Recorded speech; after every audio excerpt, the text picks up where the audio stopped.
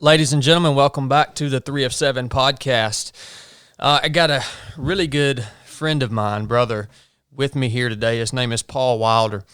And Paul is a spiritual leader within our group of friends, within mine and Blake's life, and within our community. So he has spoken a lot of life into our situations. He's somebody that we go to for counsel. Very squared away dude. Professionally, Paul is a principal. And that's Paul Wilder. Welcome, brother. Yeah, thank you. Thanks for having me. Yeah, so I think you guys are going to like hearing from Paul. And today, first off, a little bit of housekeeping. Xoskin. So Paul also is a huge advocate for Xoskin, like me. And Paul also runs ultras. So tell me a little bit about your experience with Xoskin, Paul. Well, I first started with just the shorts and the capris. And my first experience with them was at the Duncan Ridge 50K, where I failed, but those pants didn't fail me. I've never run in a pair. My legs rub because I have big quads. I'm a big dude. I have big hamstrings and big quads, and my hamstrings rub. And Xoskin keeps me from chafing. I've never chafed in an Xoskin product, any of the shorts or the capris, and I love the socks. I wear the Exo totes, and got 3 pairs of those, and I'm eventually going to buy enough so I can wear them every day, all time, because they never chafe. If your feet get wet, they don't get as cold because they just wick that moisture away. It seems like in the mountains, that's what I was wearing. I wasn't wearing wool socks. I was wearing Xoskins, and I put wool on to sleep in, so I love the product. Yeah. I think I've had the same experience, Paul, with all their products, and it's just good to hear it from somebody else, I think, for the listeners. And, guys, if you guys are interested in Xoskin, obviously they've got gear to suit you up from head to toe. And go and check them out at xoskin.us. That's xoskin.us. I'll link their website and their social media handles in the show notes to this episode. And also, they have given us, as 3 of 7 podcast listeners, a pro code. That pro code is 3 of 7. That's the number 3 of 7. And that will give you 25% off of your purchase from Xoskin until the end of April. And the next sponsor that I want to talk to you guys about is Rugged Meats. And Rugged Meats is an awesome product. They make snack sticks. All of their products are made from grass-fed pork or beef. So grass-fed beef or pasture-raised pork. They have outstanding flavor. I have used them quite extensively over the last few months to fuel me during all of my missions. They just really hit the spot. They stick to your ribs. It's a great American company. This company was founded by a fireman and a nurse. I have a great personal relationship with them, aside from business. And I encourage you, if you get out in the mountains, if you go on missions, if you run, if you hike, if you bike, and you need a solid fuel source to get you through your day, check them out. They are at ruggedmeats.com, and they have also given us a pro code as 3 of 7 listeners, and it's the same pro code, the number 3 of 7. That pro code will give you 10% off plus free shipping. Again, that's ruggedmeats.com. All right, Paul, let's dig into this, brother. First thing I want to talk about is the bike ride that we did 2 days ago. So, like Paul said, he's a bigger dude. He trains a lot in the gym. He's got an awesome gym right here in his basement where we are recording this episode. He likes to throw some weight around. He's just he's got a solid build. He's definitely not built like a typical ultra runner or bicyclist. And we went mountain biking yesterday, and that's the first time you biked in how long, Paul? I rode I think it's been 10 years or 12 years since I've gotten on a bike for like more than a mile. And it's probably been 25, about 30 years since I've gotten on a bike for anything over 15 miles. And that was a road bike. So, yeah.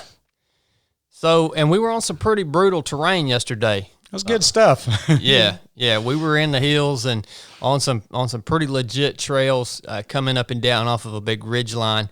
And, the great thing about Paul is, it's not a big deal that, he told me straight up, I haven't biked in 10 years. And I was like, well, that's not a big deal. I still invited Paul to come ride mountain bikes with me because I knew that he was going to push his physical limit literally to the breaking point. So it didn't matter to me.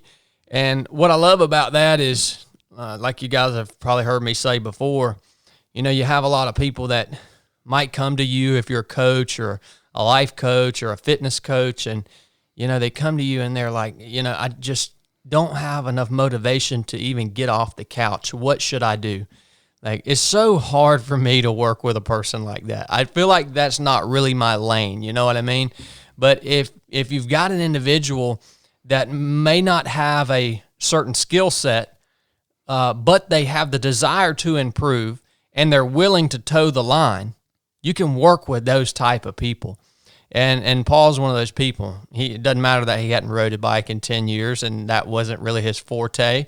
I knew he was going to crush it. So talk me through that ride, Paul, because, it was good, brother. What were the highs and lows for you? Well, before we started, I knew it was going to be tough. I've ridden a bike enough, even in training, sitting on a stationary bike and turning up the grid on it, and I'm like, yeah, this is going to be. I told Amy before I left, you might want to say a prayer for me. I'm going to ride a bike, and I'm going to ride with Chad, so I know I'm going to get coached. But I appreciate that challenge, and so I honestly did better at the beginning than I thought I would. I figured I'd burn out a little quicker than I did. I lasted a little longer than I thought I would. I knew my breathing would be tough. I'm in pretty decent cardiovascular shape, but not. I don't push my VO2 max much, so I was getting in oxygen crisis pretty quick. So, but we got to the road where the House of Dreams, where we connect to the gravel of the House of Dreams, and I was really pleased with where I was at that point. I was a little more nervous about anytime we went downhill fast. I was actually more scared there than I was on the uphills because I was afraid with my balance that I not having ridden in a while. I was worried about what I might do, and I can't really crash and get hurt where I can't work. So, but it worked out well. But of course, the hardest parts were the inclines and learning the gears enough to get it down low enough that you could do some work and stay on the seat. And that's where I experienced some trouble. That was my first major. Trying to go up a tough turn, get my feet on the pedals good. I failed one time going up that hill, and when you said, "Hey, let's try this again," I thought, "Yep, that's what I need." That was the whole, for me, that was the most exciting part of the whole ride because, me too. Yeah, I mean, we were pushing the whole time, and we were definitely pushing our VO2 max and, trying to keep up with our breath and all those things. But we got to that one point that you're talking about, and it's a switchback going back up onto the ridge. It gets really, really steep right there. And, I had been talking to you beforehand. I knew that steep spot was there and said, all right, Paul, hunker down, brother. There's no stopping on this. And it's not that you stopped. It's just that's a hard spot to get up. And, yeah, your tire slips, and then next thing you know, you're off your bike and you're pushing your bike up the hill. And I don't know, that was just so cool for me. And I wouldn't have done that with a lot of other people because I don't want to offend people. But I know that wouldn't offend you. So you push your bike up that steep spot, and we get right around the corner, and that's when I look at you and say, "Now let's try that again." Like, so why did I do that? I did that because I knew you could make it up that spot right there. And I also did that because I knew if you didn't go back and conquer that little spot right there, you would have been thinking about it. You would have thought about it. You'd have been thinking about it today. Another Duncan Ridge. Yeah, there's no doubt about it, because that's just the type of person you are. And so when I said that, you didn't look at me like I was crazy. You didn't argue. You were just like, exactly what you said. You knew that's what you needed to do. So you went down and you gave it another go, right? Yeah, one of the things, I want to back up to a story I think you'll probably remember when we ran that little 8-mile loop, and we would have run more, but we ran down, you and I and Blake were running down at Berry, and you twisted your ankle. Oh, yeah. And so then you still ran with us, and we went back up, going around at Berry up a pretty good incline. And I was used to running for a minute, walking 15 seconds, running a minute, walking 15 seconds. So there was a lot of that my body was used to. And you asked me a question. You took on the coaching role, which I don't get exposed to a lot. Most of the time I'm the one doing the coaching. So it's really been, I'm appreciative of those opportunities, but I kind of have to shift gears and humble myself and be led, right? And you said, is there any reason you're not running right now other than it sucks? Yeah.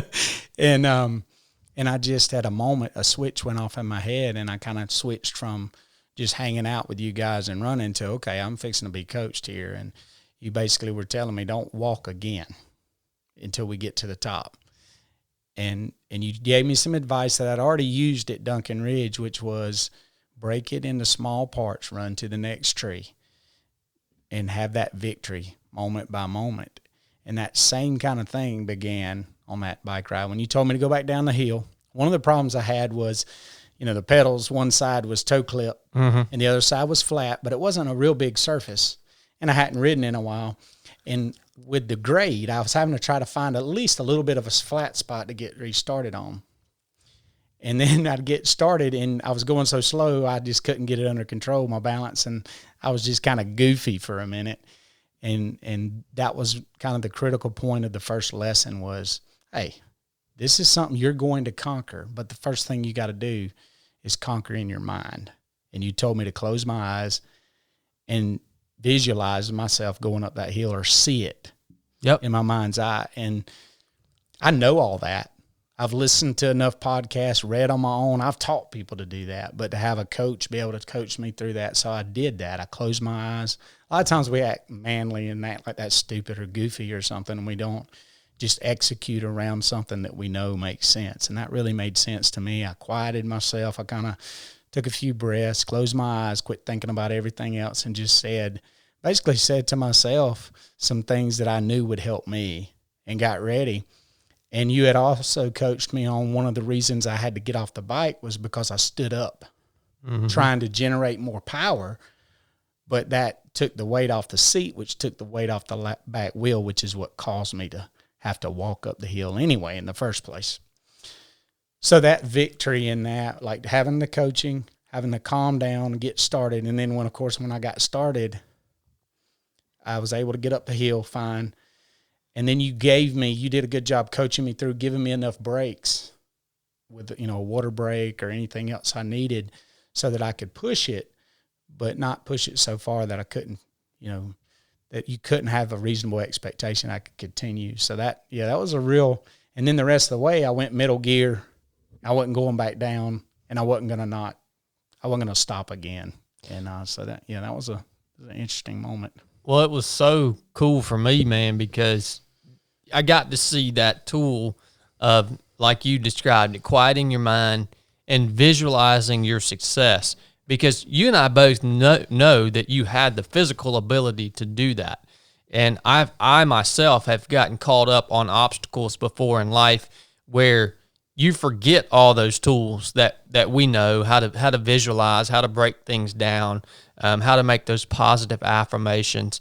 But you get stuck on this obstacle, and then before you know it, you're just ramming your head against it, man. Yeah. You're just trying the same thing over and over again, expecting a different outcome.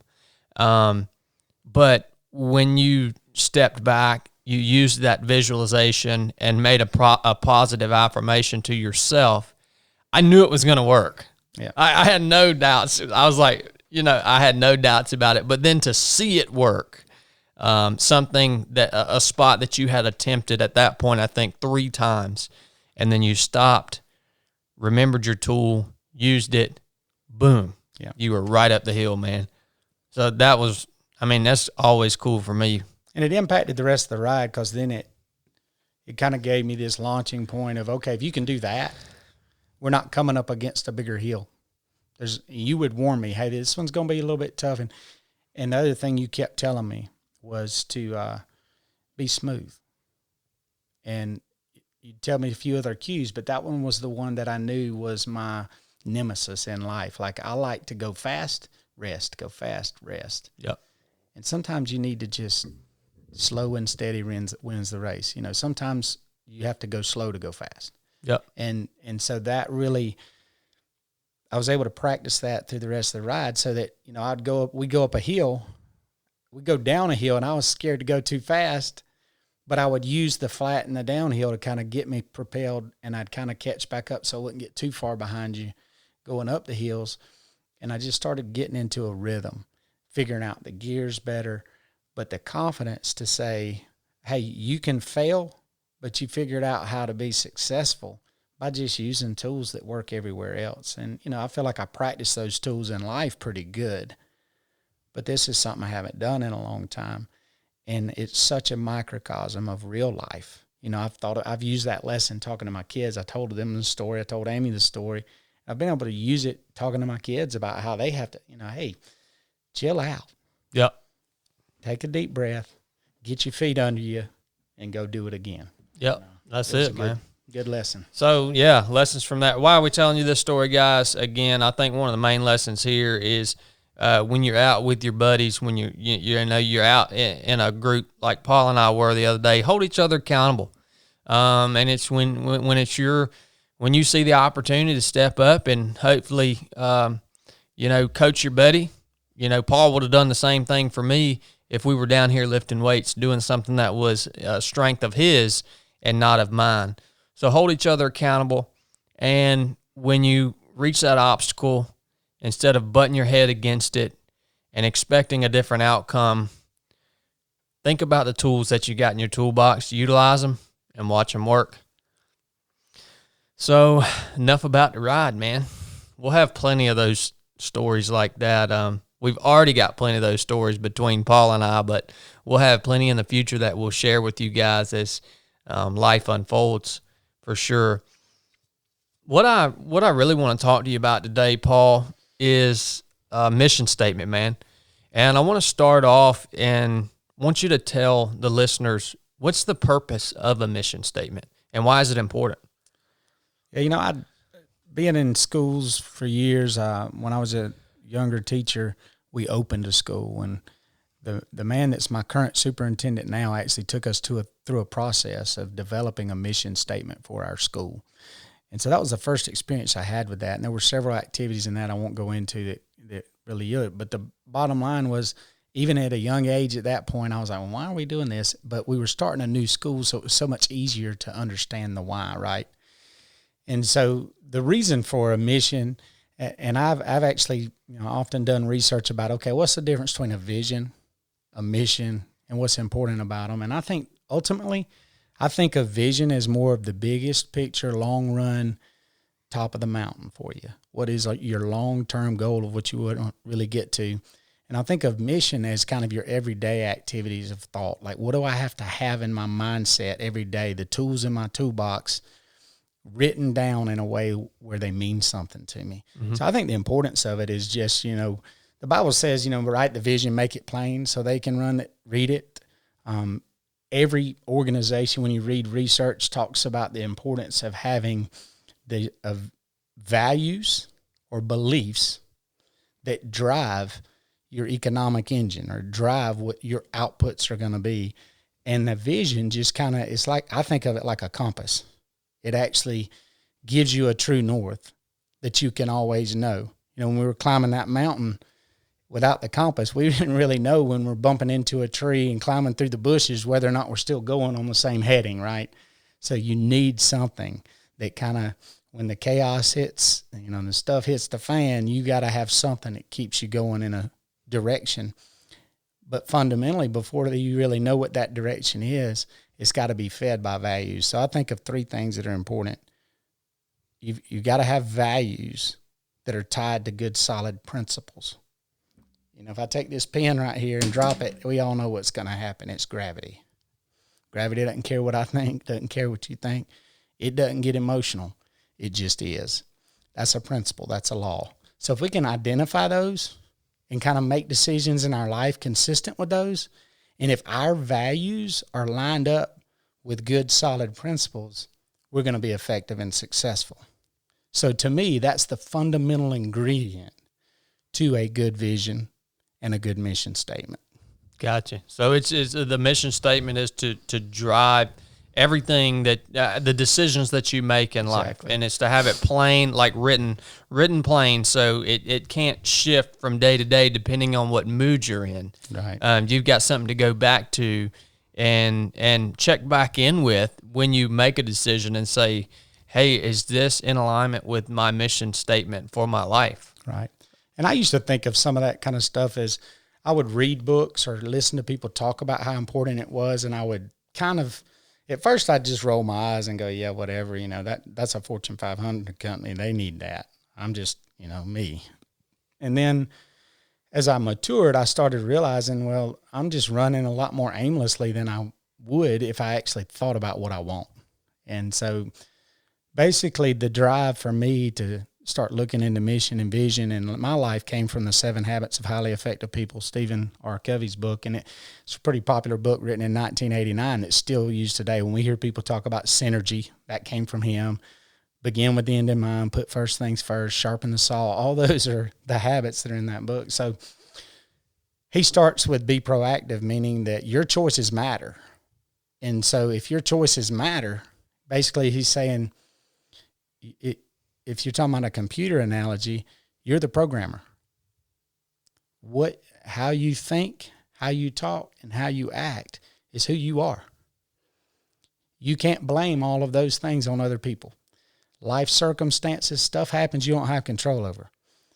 It rains, you don't have control over whether it's raining, but you can buy an umbrella, right? So our attitudes and actions are all we have control over.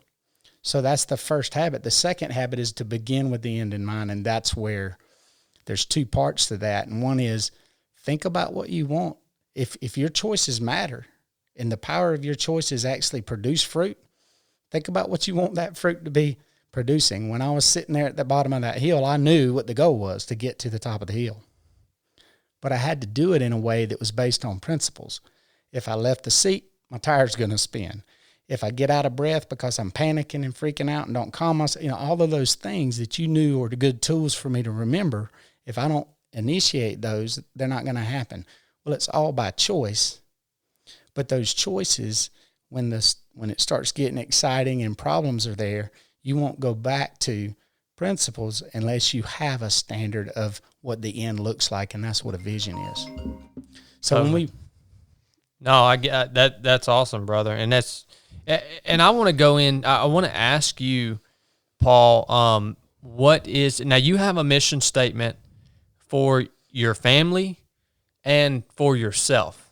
Yes, so, sir. Would you be willing to share those with us? Absolutely. So, one of the things, what kind of drove me to do that was, you know, researching the habits and those kinds of things. But Covey talks about the fact that you need to. There's 2 parts to the beginning with the end in mind. One is desired outcomes. So that's even any day. The desired outcome during that bike ride was I finish and not hold you back too much, right? Your desired outcome at that hill was I want to see him conquer this hill, right?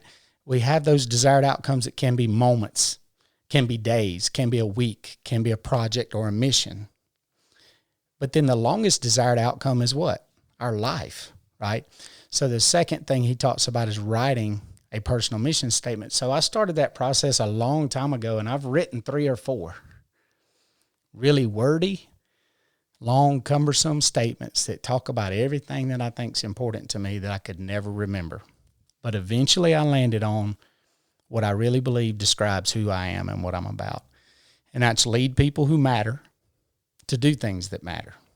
So leadership is my passion. It's what I love. It's what I do for a job. It's what I do for a ministry. It's what I do in my home. It's what I do personally. I look at everything through the leadership lens. And the first person I have to lead is me. And so the personal mission statement is the anchor. At the same time, it's the light that points me, like the North Star, that I know lead people who matters most to me. If I'm not spending time investing in those that matter most to me, my statement means nothing. To do things that matter. If my influence doesn't impact people to actually make decisions that cause them to do things that are productive and effective and they matter, then my mission statement really means nothing, right? Yep. And so I would say that principles, guiding, and the integrity around those, okay? I've got values, I've got principles, and they come together. That's integrity, right?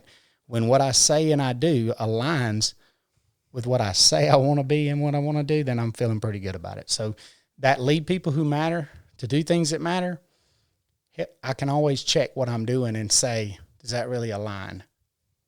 So like when you asked me the other day to do the bike ride, what was the first thing I told you? I got to check with my wife. Check with your wife, yeah. Why? Because I love you, but she matters more to me, just like Brooke matters more to you. So lead people who matter. There's a priority structure, right? And the third habit is put first things first. So when I say lead people who matter, to do things that matter, I have to make sure that I have a priority structure where I know we all have the same amount of time. We all have the same tools, but what are we going to do with that time and those tools? And that's what I think a vision and mission statement helps you do. And I like the personal mission statement because I think it's hard for us, I think, to think way down out there, but I think mission, when you think of something, hey, this is a mission, and I like to think of it as, what do you want people to say at your funeral? A lot of people think that's morbid. That doesn't bother me. I feel like, ashes to ashes, dust to dust. We're all going to be worm food one day. But while I'm here, what am I going to do with my dash? I've heard people talk about, And I talked to my kids today. I talked to my kids today about what I want them to say. Or actually, I talked to them about what I don't want them to say. I told my daughter, I'd rather hear now what you're making fun of me about when I'm 70 so that I can correct it so it's not something you got to make fun of. Mm-hmm. And so my children all have a personal mission statement, and we have a vision and a mission statement for our family. It's on the wall. You've probably seen it before. Yeah. And it's to be a godly family, answering the call together, working diligently, serving others for the kingdom. And the simplicity of that is, okay, our faith is Christianity. We believe and that Jesus is the Son of God and that God created us all and he sent his Son to save us. And so to be a godly family to us means that we are putting him first, and then to answer the call together, I believe all my children are called, and they're not called to be me, but they're called to something. And my job is to help them get there. And so when we talk about to be a godly family, answering the call together, my wife and I and the kids are all together in each other's mission. They help me accomplish my mission. I help them accomplish their missions, and it's a team effort. And then, of course, working diligently. Diligence is our way of describing hard work. Diligence is working hard at the right things in the right way consistently, and that's one of our values in our home. And so that's in our statement. And then, of course, serving others. If it's just about us, it's useless. We want to make sure we're serving others. So that's the overarching big statement, and that was written first. And the way we wrote that is my wife talked about things that she thought were important. I talked to her about things I thought were important. And at the time, Caleb and Natalie were the only ones old enough to really contribute. And they talked about some things. We just kind of asked them, what do you think is important for us as a family? And they kind of told us a few things, and then we just kind of put that in together. But I pretty much wrote that one with input from Amy and the kids. But our family mission statement is something I'm most proud of because I feel like it really reflects all of us. And I would like to share with the listeners how we came about that, because I think anybody can do this. Yeah, no, that's exactly what was going to be my next question. Yeah. How does a family sit down and develop something like this, man? We actually did our family mission statement before my kids did their personal mission statements because I felt like it would give them a way to practice it with no pressure. And so we sat down with a laptop and a PowerPoint, and I asked them a question: what kind of words describe characteristics that you think are important in life? And they just started calling out things. And of course, a lot of them were religious answers of, love, joy, peace, long suffering, fruits of the Spirit, and things that they'd learned in the Bible. But then some things became, just like treat others the way you want to be treated. We started getting phrases and things, and I typed all of that up. I still got it. And then basically what we did was we talked through what was valuable. We had already talked through what it was important in a family mission statement, why we were doing it. Here's some values. We fed the actual project with what are the words that we think are important. So basically all that was doing was exercising our minds, our spirit, to get the right stuff flowing, right? So we're sitting in the living room. All of us are in there. I can still remember where everybody was. And I started with Timothy because he's my youngest. And I don't remember how old he was at the time. He was probably like 6 or 7 at the time.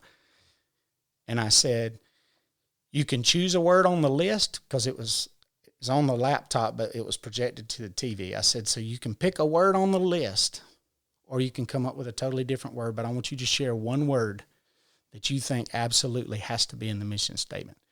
And he said, faith. And I said, okay, why? And he said, because that's how we have to live. We have to live by faith and believe that there's things we can't see that actually impact what we do. And he probably didn't say it exactly that way, but that's my interpretation of it. I said, awesome. I let him go first because he was the youngest and I didn't want anybody to steal his, right? And then, so then we go with the next one. Joshua's the next. Joshua said, compassion. I said, all right, why? And he basically articulated something about, actually doing something with love, right? And really made me start really thinking about what compassion meant more, And then Natalie was diligence.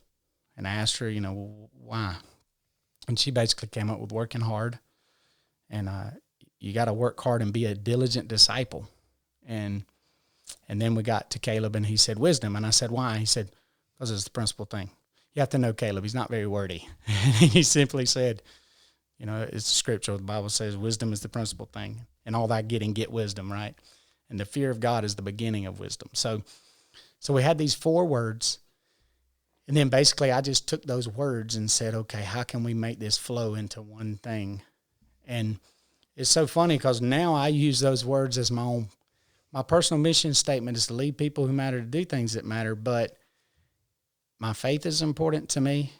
And faith is not just a religious term. It's even like no matter what you're dealing with in challenges, what you're trying to do is accomplish something you haven't seen yet. And that's what faith is. It's believing, it's hoping for, earnestly expecting to see something that you can't see right now. And so faith is important.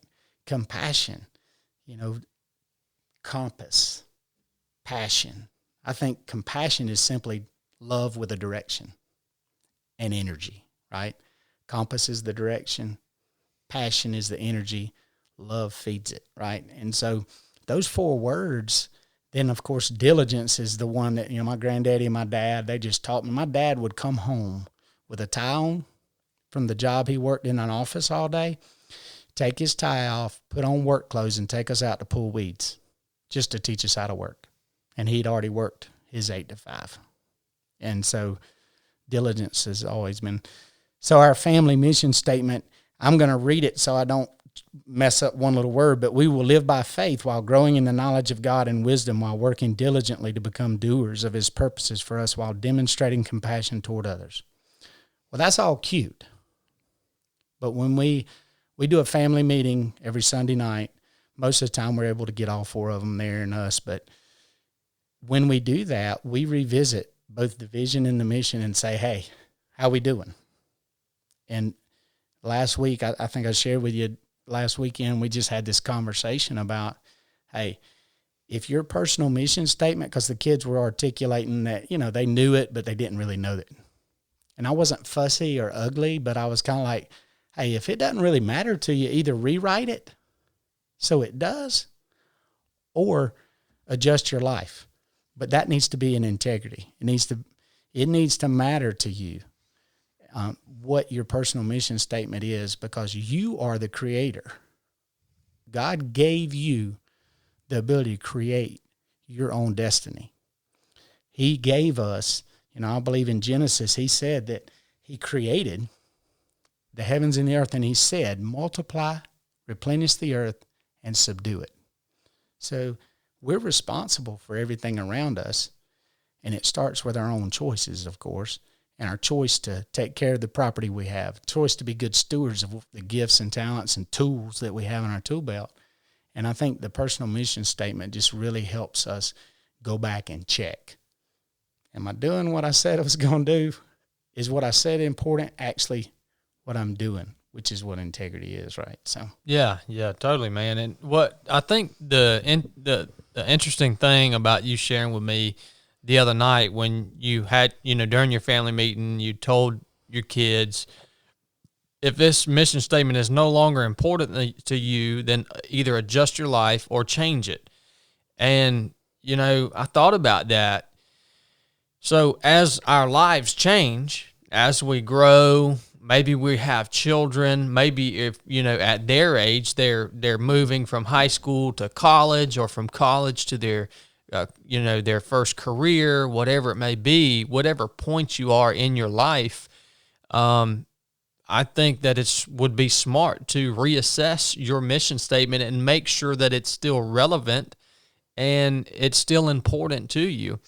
But the key word right there is that reassessment has to be done with integrity.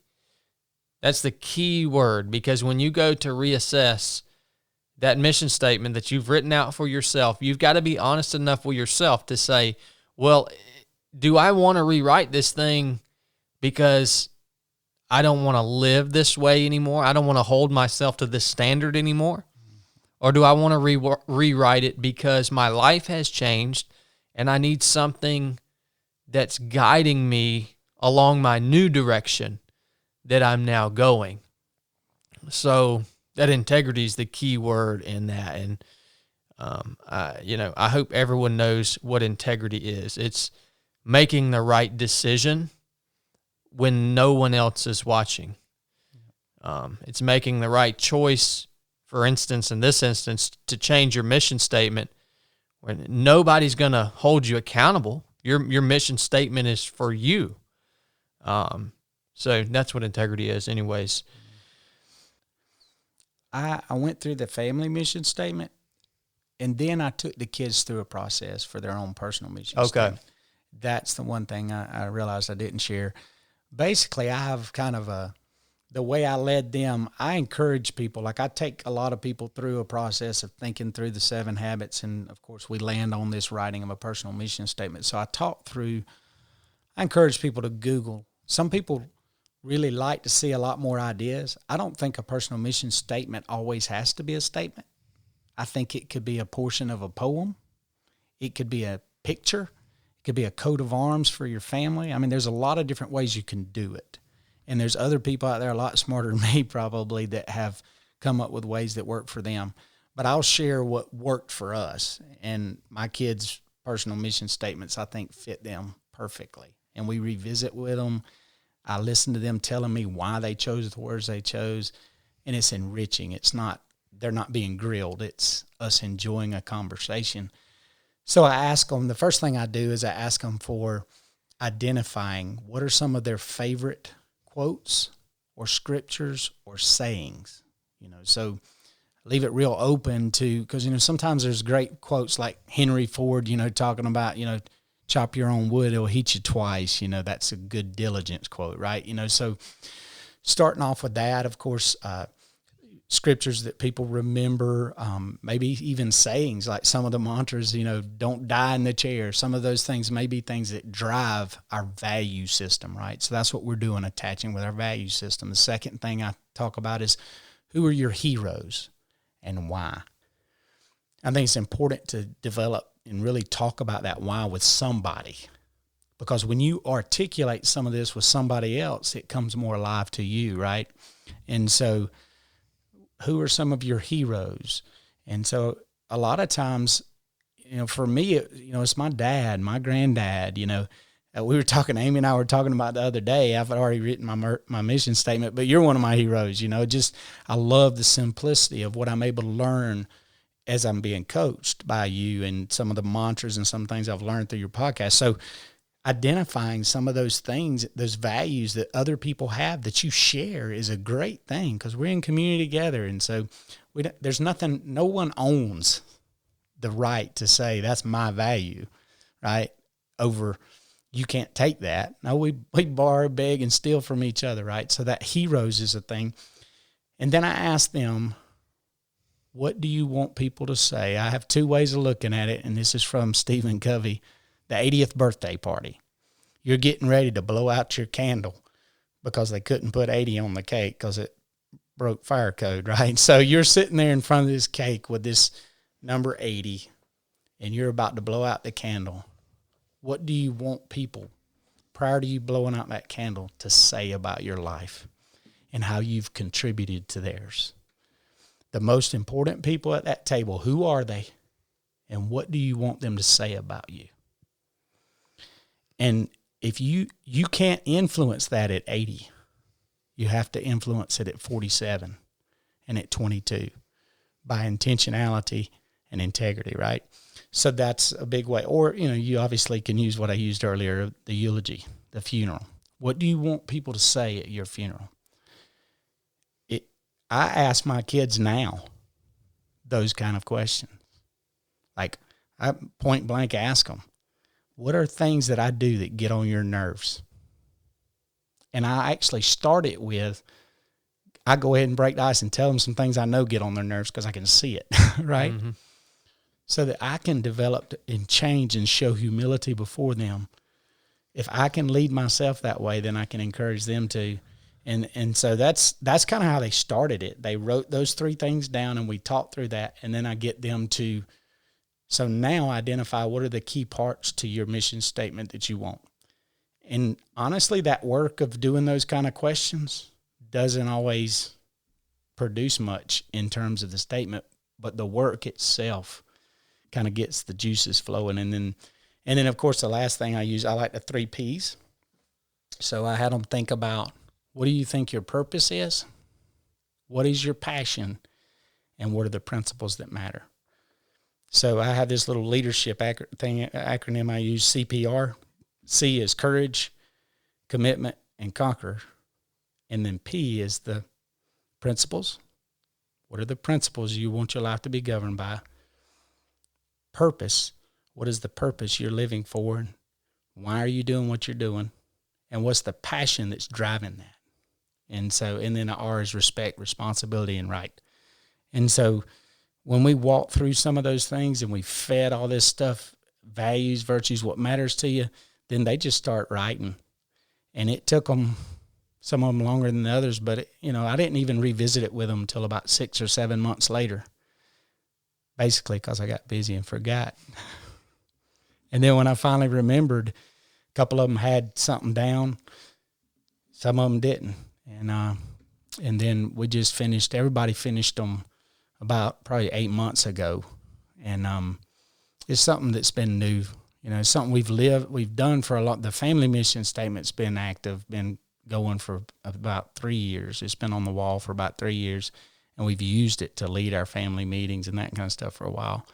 But the personal mission statement for the kids is fairly new to them, but it's such an awesome thing to drive a good conversation with your kids or with people that matter to you. Yeah. So. And that was going to be one of the questions I was going to ask, and I'm glad you answered it. Is what are the time parameters on something like this? So this isn't something that has to happen right then when you sit down. Don't think that you're going to sit down and come up with a mission statement for your life in an hour.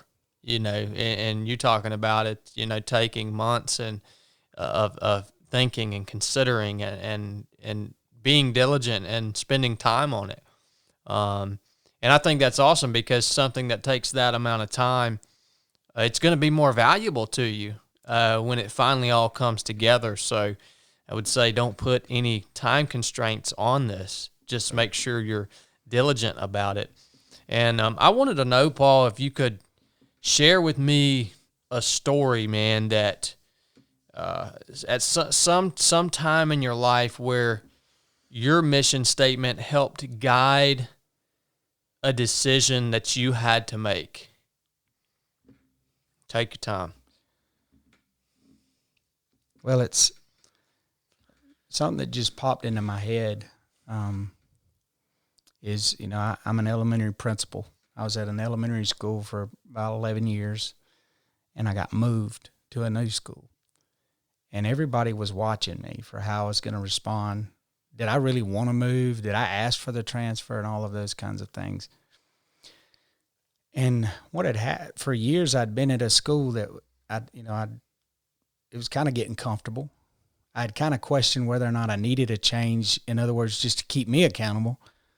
But I even had conversations with my bosses that, hey, if I can't continue to refresh and continue to set new vision and make sure every year I'm recharging and remotivating, what's up with me? And that's kind of how that lead people who matter to do things that matter came. And about 2 years before I moved schools was when that happened. And I took teachers through the training of 7 habits and all of those kind of things. And that kind of, when you teach other people things, then they start looking through a different lens when they're looking at you. So you're kind of get held accountable for some of the things you say, right? And what you say matters. And so I really wanted to live in integrity around those things. So when I go into a meeting and I get moved, every year I knew that there was the potential for that when I'd been at that school for so long. And I just remember my response to that situation was peace and joy, because not only did I believe that I was living my mission statement to lead people who matter, to do things that matter, I didn't want to leave my people because they were my people. And I loved them. And I was a hornet. This was a Hiram Elementary School. I was a Hiram Hornet.